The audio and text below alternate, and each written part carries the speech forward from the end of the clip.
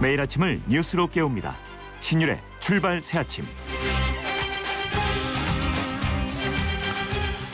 노무현 전 대통령의 아들 노건호 씨의 추도사 파문이 계속 이어지고 있습니다. 추도사에서 김무성 대표에 대해서 언급한 것이 적절했는가 하는 부분은 차치하고서라도 이 문제가 갖는 정치적 파장 만만치 않기 때문입니다. 일단 비난의 대상이 됐던 새누리당 측은 아무런 반응을 보이지 않고 있습니다. 무반응이 자신들한테 가장 유리할 것이라고 생각하기 때문인데요.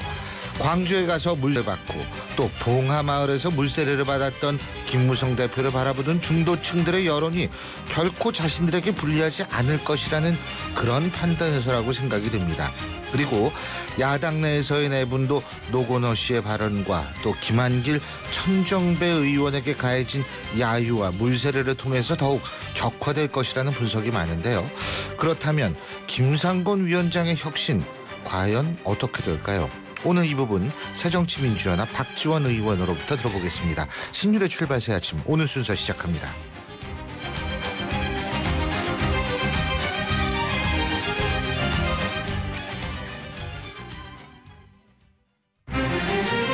신율의 출발 새아침. 촌철살인 헤드라인. 촌철살인 헤드라인, 오늘도 이숙현 시사 컬럼니스트 나왔습니다. 어서 오십시오. 네, 안녕하세요. 예, 자 오늘 어떤 얘기부터 해볼까요? 일단 메르스 얘기를 먼저 전해드려야 될 것 같은데요. 예. 네, 이 중동 호흡기 증후군 메르스라고 부르는데 이 메르스에 걸린 한국인 환자가 4명으로 늘었습니다.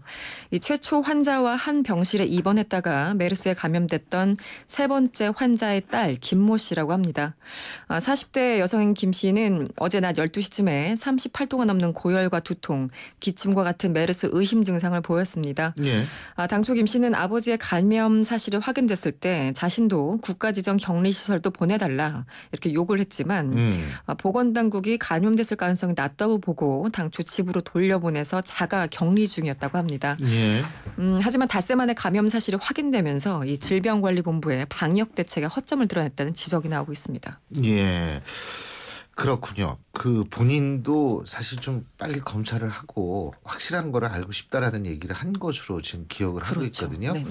예, 근데 어쨌든 이 세 번째 환자의 딸 김 씨, 그러니까 최초 환자와 같은 병실에서 머물렀다 이거죠. 그렇죠. 예? 그러니까 아버지를 간호하기 위해서 그러니까 지난 16일 메르스 최초 환자와 같은 병실에 한 4시간 정도 머물렀는데 이때 감염된 것이다라고 지금까지는 추정이 되고 있습니다.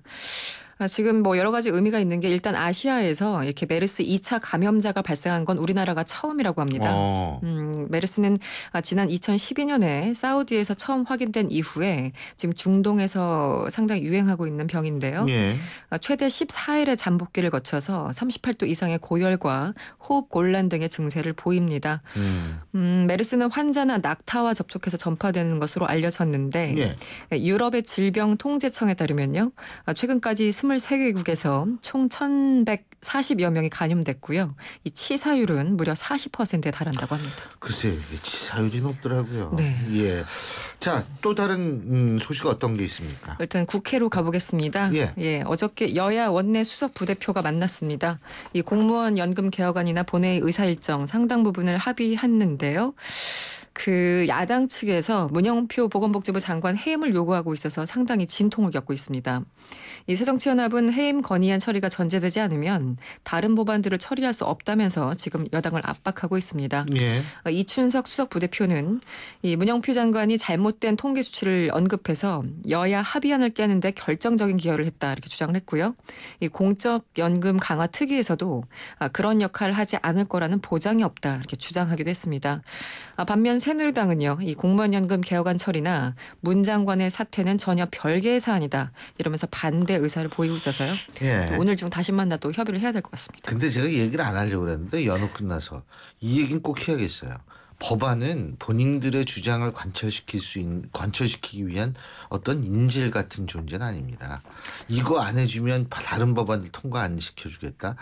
이거는 저는 좀 우리나라 국회에서 이런 일들은 좀 사라졌으면 좋겠다는 생각이 들어요. 네, 국회 이게 선진화법이 정치라는 있으니까. 거는 네, 이성적 프로세스이기 때문에 구분을 해야 돼요. 이거는 이거고 저건 저거고 이 법안 통과시키고 뭐 자신들이 그 해임해야 된다고 생각하면 그쪽 부분에서 노력하면 되는 거지.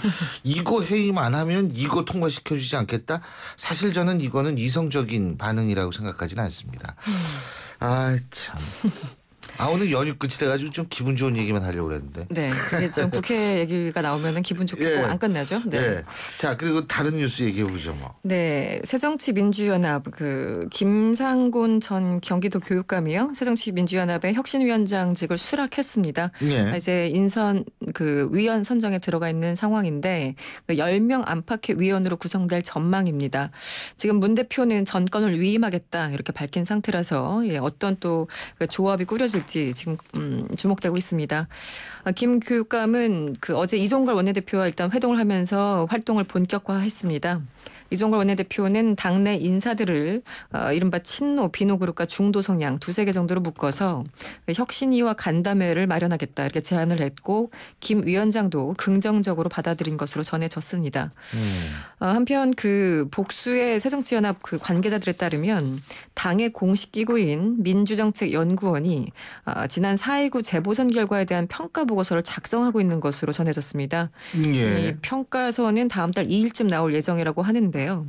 아무래도 이 실패한 선거다 보니까 문 대표 책임론이 부각될 가능성이 높고 이 보고서가 또 다른 불씨로 작용하지 않을까 이런 우려가 벌써부터 나오고 있네요. 근데 불씨로 작용하는지 안 하는지 지금 불이 났는데 지금 무슨 불씨가 너무 예? 활활 타가지고. 예. 네.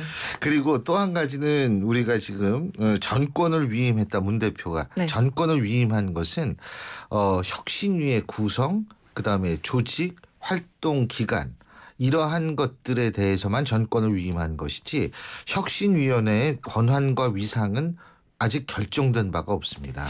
물론 지금 일단 위원 인선 같은 경우는 김상곤 전 교육감한테 맡기고 이게 이제 절차적으로는 최고위 결정을 받아야 되는데 어쨌든 지금 말로는 권한과 위상이 그러니까 네. 최고위가 네. 아직 결정을 확실히 안 해줬어요. 거기에 대해서요. 그러니까 권한과 위상이 어떻게 결정되느냐에 따라서 물론 김상곤 교육감이 혁신이 마음대로 꾸리라 이 얘기는 맞지만 혁신위에서 방안을 내놨을 때 그때 그 방안을 자동으로 현실화시키느냐 아니면 최고위라든지 또 다른 결정 기구에 의해서 심의를 거치느냐가 굉장히 차이가 크거든요. 그렇죠. 그러니까 이제 이런 부분에 대해서 어떤 식의 결론에 다다를지를 저는 좀 지켜봐야 된다는 생각이 들어요. 근데 지난 어쨌든 24일 날이었나요? 네. 예, 문 대표랑 이제 김상곤 교육감이 만나서 오찬을 같이 하지 않았습니까? 그때 나와서 나온 워딩 자체는 어쨌든 정권을 위임한다는 거였기 때문에 만약에 말씀하신 것처럼 그런 행동이 취해진다면 권한과 위상은 네. 아직 결정되지 않은 걸로 알고 있습니다. 네. 그래서 저는 이 김상곤 교육감이 과연 정말 전 성공적인 이분이 진짜 인품이 훌륭한 분이에요. 네. 김상곤 교육감이 전 개인적으로는 모르지만 지상파 토론회 때 MC를 보면서 교육감 선거 때 이분 바라봤는데 상당히 훌륭하신 분이더라고요. 그러니까 이분이 좀 정말 인품과 이런 훌륭한 인격에 답게 아주 좋은 성과를 냈으면 좋겠는데 지금 상황이 과연 그런 상황이냐 이런 부분이 좀 걱정이 돼요. 자, 마지막으로 어떤 뉴스 또 알아볼까요? 네, 일본의 역사 연구 교육 관련 단체 16곳이요. 네. 일본군 위안부 문제에 대해서 일본 정부와 언론의 역사 왜곡을 중단하라고 촉구했습니다. 예. 구보도르 역사학 연구회 위원장 등 관련 단체 대표자 6명이 어제 일본 중의원 의원회관에서 기자회견을 갖고 성명을 발표했는데요. 이게 또 의미가 있는 것이 일본의 역사학자들이 이렇게 집단적으로 의견을 표명한 것은 이번이 처음이라고 합니다. 예. 6,900명이 참여했다고 하니까 이 숫자만으로도 어마어마한데요. 이들은 성명에서 강제 연행된 위안부의 존재는 그동안 많은 사료 그리고 연구에 의해서 실증돼 왔다고 지적했습니다. 그동안 아베 총리는 과거사는 역사가에 맡겨야 된다라고 주장해 왔는데요. 어제 이들은 우리가 주류 역사가고 그렇다면 우리에게 맡겨라 이렇게 직격탄을 날렸다고 합니다. 예. 그렇군요. 예, 오늘 말씀 여기까지 듣죠. 고맙습니다. 감사합니다. 예, 지금까지 이숙현 시사 칼럼니스트였고요. 신율의 출발 새 아침 1부 순서는 여기까지입니다. 잠시 뒤 2부에서 뵙죠. 소통의 아침을 여는 공정한 목소리 신율의 출발 새 아침.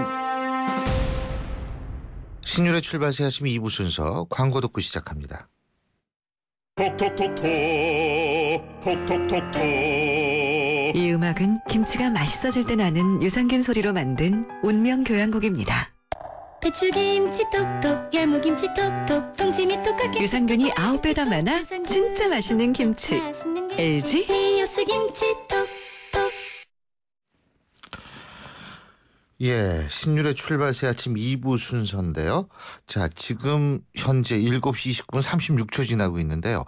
연휴가 끝나서 그런지 모르지만 월요일 같은 화요일입니다. 자동차가 심상치 않게 많이 밀리고 있거든요.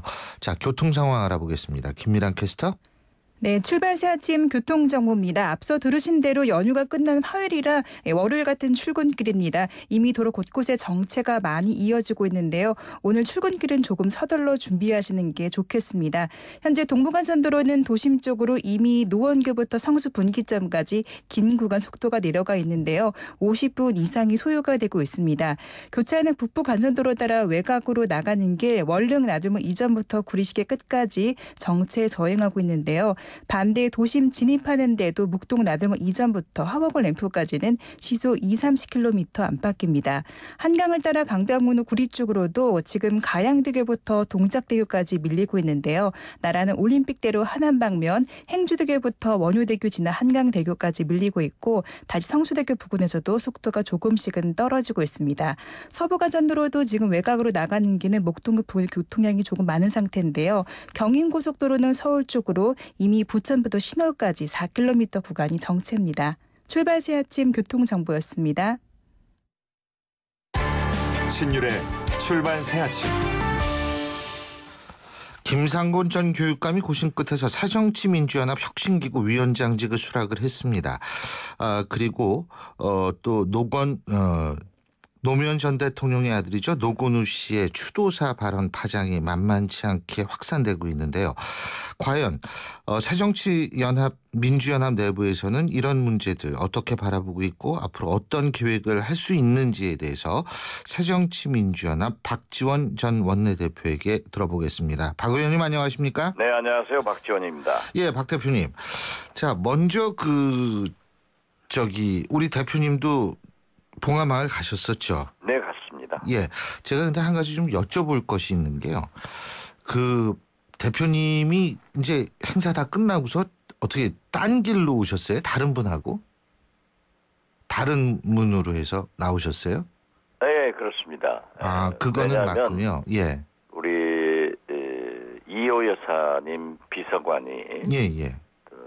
봉하마을에 사전에 연락을 해서 예. 박지원 의원은 이호 여사님이 지난번 다녀오셨지만은 예. 추모일에 이호 여사를 대신해서 참석하고 또 김대중 평화센터를 대표해서 간다 이렇게 통보를 했나 봐요. 저는 몰랐죠. 예.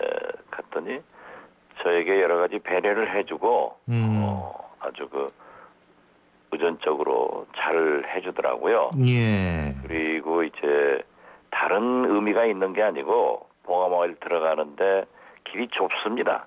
그래가지고 인파들이 많아서 차들이 되게 못 들어가거든요.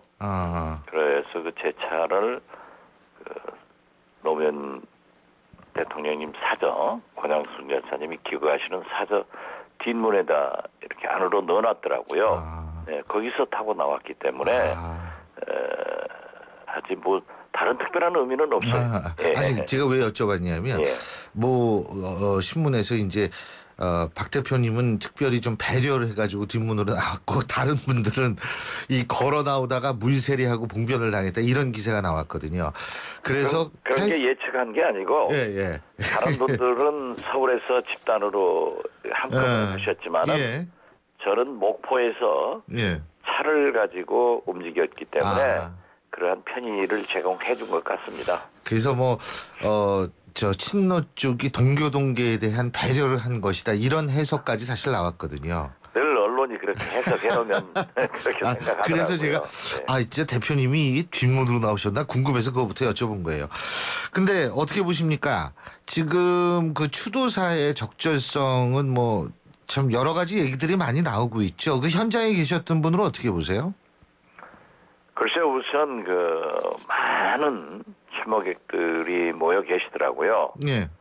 그러나 저는 모두에도 말씀드렸다시피 이호 여사님을 대신해서 또 김대중 평화센터를 대표해서 참관을 했고 주최 측에서도 저에게 그런 의전적 배려를 했다고 하면은 그러한 문제에 대해서 제가 말씀을 하면은 이호 여사님이나 김대중 평화센터의 공식적인 의사표명으로 되니까 저는 그러한 문제에 대해서 말씀을 하지 않는 것이 바람직하다 이렇게 생각합니다. 적절했다, 적절하지 않았다는 말할 입장이 안 된다 이런 말씀이신 거죠? 네, 그렇습니다. 그죠?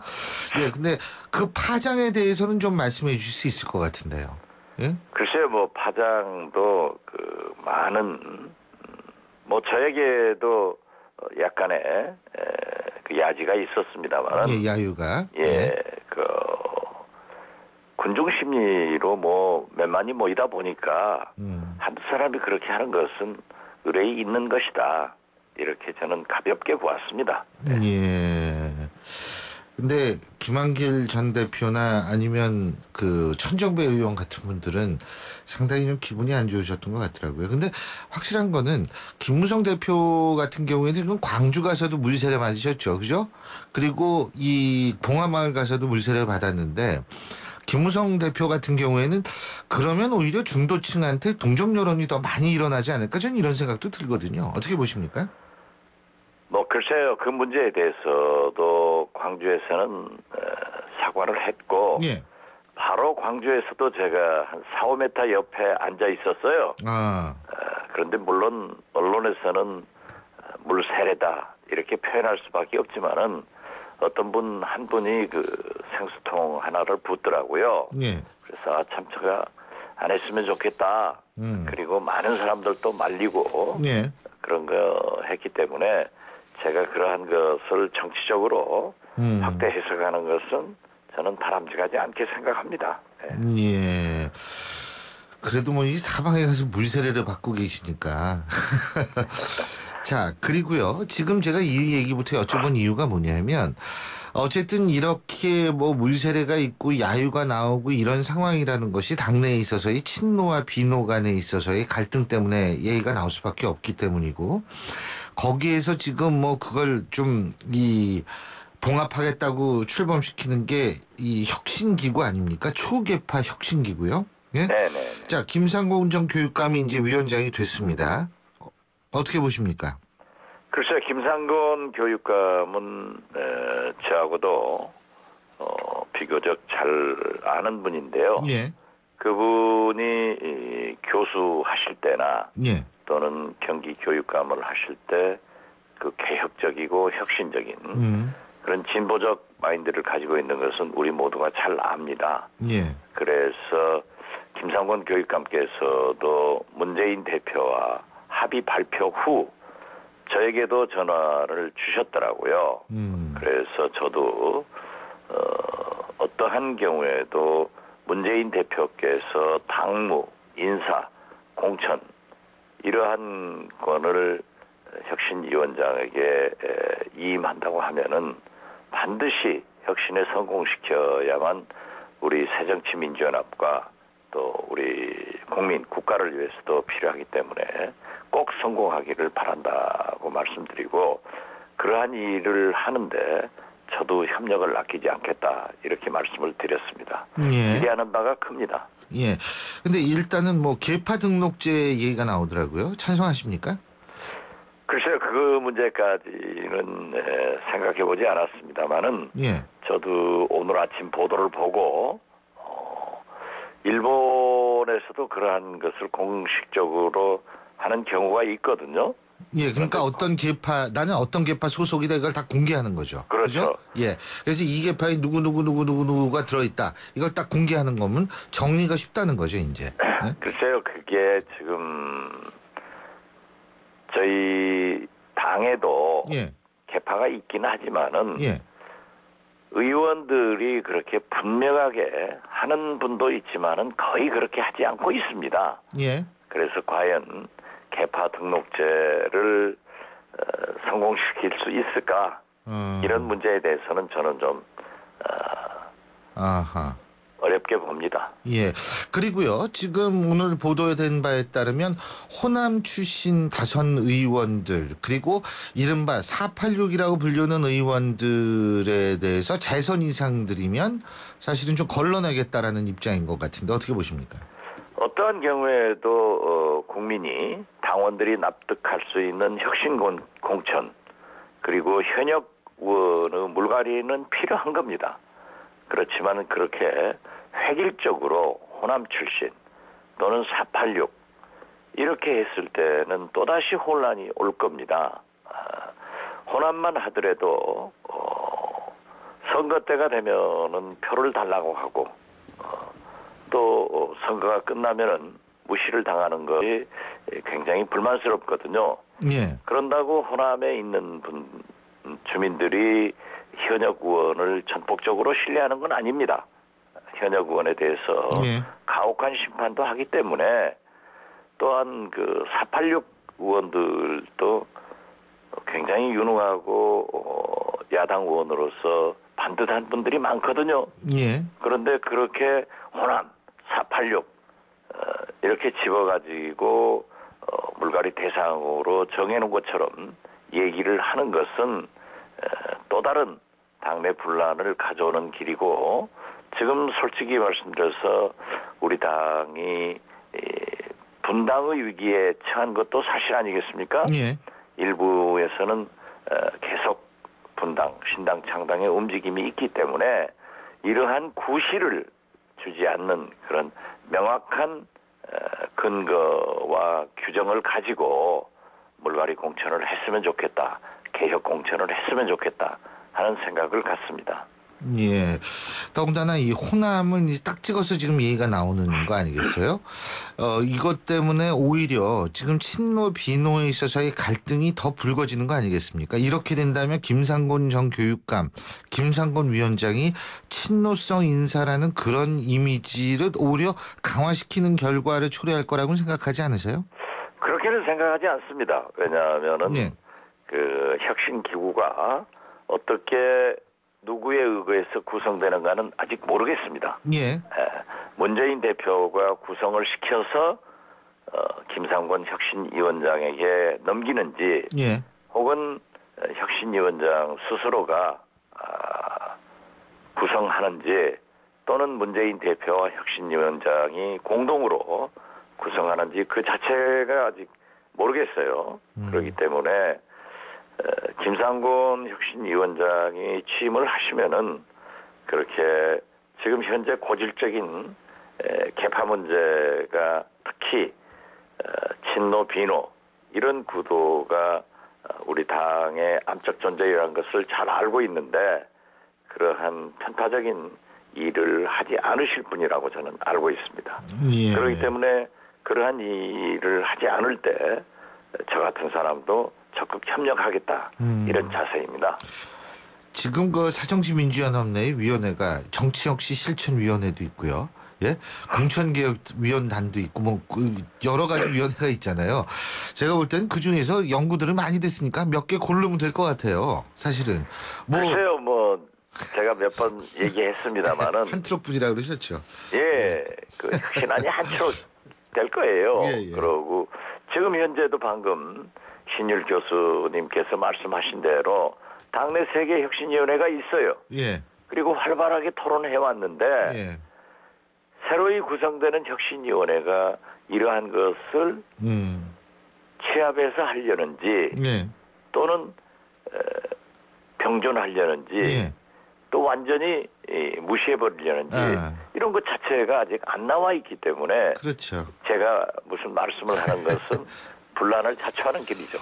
그리고 황교안 총리 내정제 간단하게 해보죠. 어떻게 무난할 거라고 생각하십니까? 한 번 청문회 거쳤잖아요. 어떻게 보십니까? 제가 법사위원을 지금까지 하고 있기 때문에 황교안 총리 후보자와는 뭐 솔직히 미운정 고운정 다 들었습니다. 예. 그리고 잘 아는데요. 예. 그분이 과연 법무부 장관으로서 성공적인 법무부 장관이었는가? 예.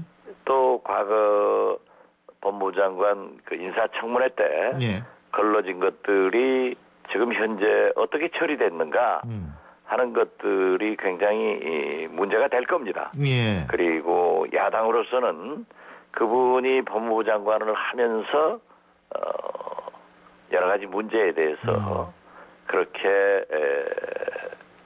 긍정적 평가를 하지 않고 있기 때문에 청문 관계 서류가 오늘 국회에 접수된대죠. 예. 그러면은 이종걸 대표도 상당히 많은 말씀을 하고 계시기 때문에 청문 특별위원들이 구성되겠지만은 우리 모두가 협력해서 상당히 강도 높은 그런 인사청문회가 이루어지지 않을까 그렇게 봅니다.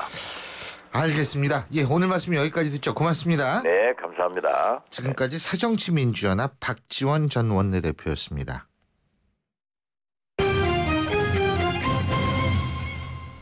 경제 소식 알아보겠습니다. 한국경제TV 신인규 기자 연결합니다. 신 기자, 안녕하세요.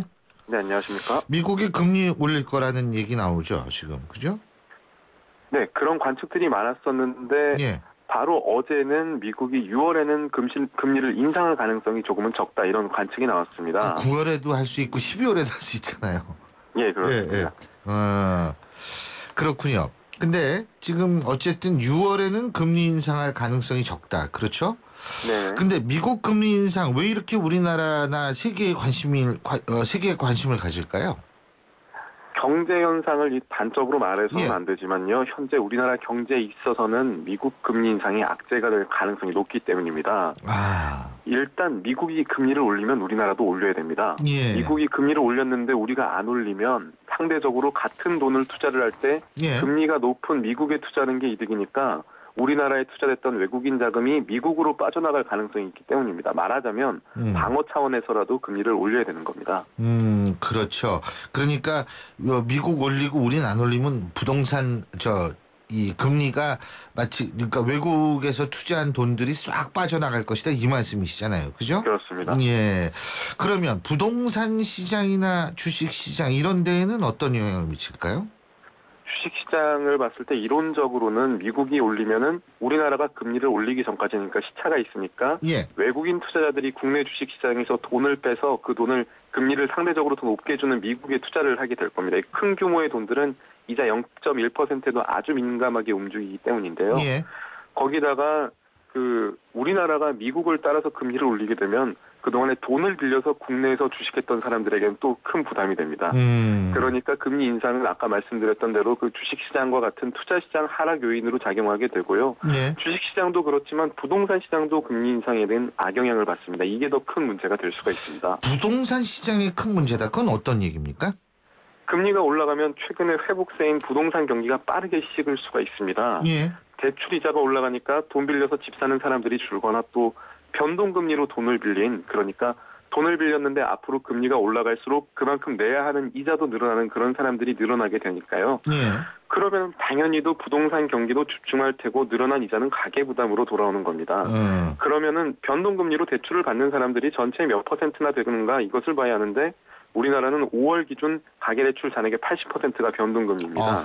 이게 얼마나 심각한 거냐면 예전에 일본이 1990년대 초에 버블 붕괴를 겪었었습니다. 그랬죠. 그때 이제 금리가 올라가면서 집값이 고점 대비 이제 80% 정도 폭락했고 12개 은행이 망했었습니다. 5억 원짜리 아파트 한 채가 쉽게 말하면 1년 사이에 1억 원짜리가 된 겁니다.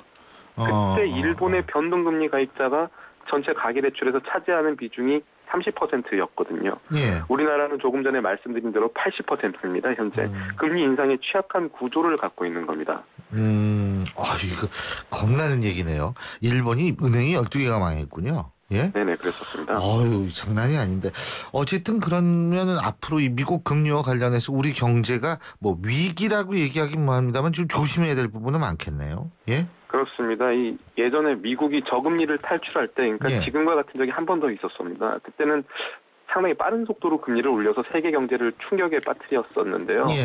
1994년 2월부터 이제 1년 만에 3%였던 기준금리를 6%대로 끌어올렸었습니다. 그때 신흥국에 투자됐던 돈이 아까 말씀드렸던 그 효과 때문에 미국으로 몰리면서 신흥국들이 연쇄적으로 국가 부도 위기를 겪었습니다. 당연히 우리나라도 거기 포함이 됐었고요.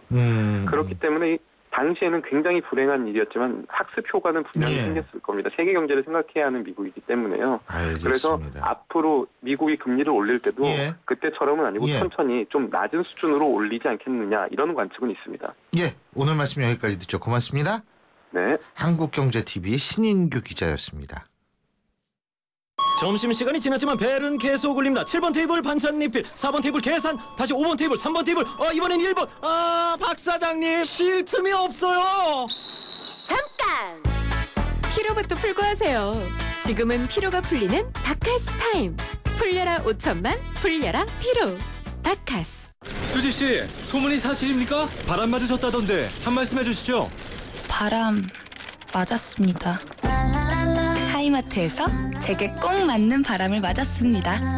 모든 에어컨을 비교 분석해 딱 맞게 추천해주는 스마트 카운셀링. 하이마트. 신율의 출발새 아침 2부 순서는 여기까지입니다. 잠시 뒤 3부에서 뵙죠.